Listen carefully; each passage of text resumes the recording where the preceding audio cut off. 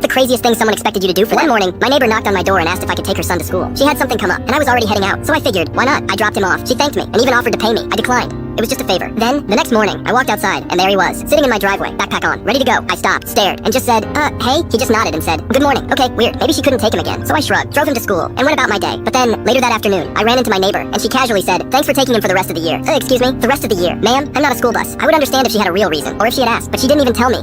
She just assigned me this job like I was an unpaid Uber driver. Absolutely not. The next morning, I walked outside, and guess what? He was already waiting in the driveway. At this point, I was done. I walked up to him, shook my head, and said, come on. He sighed, grabbed his backpack, and followed me right back to his front door. I knocked. His mom opened it, and immediately started freaking out. What are you doing? You're supposed to take him. Ma'am, who said that? She went off about how I was being selfish and how I was ruining her schedule. She actually had the audacity to say, you can't just abandon him like this. Abandon him? He's your son. I tried to stay calm, but then her own son turned to her and said, Mom, why are you so lazy? She gasped, like he had just exposed her deepest secret. She pointed at him, pointed at me, opened her mouth, and then just slammed the door. And the next morning, when I walked outside, her son was waiting for the bus, like a normal person. The craziest thing someone expected you to do for them. One morning,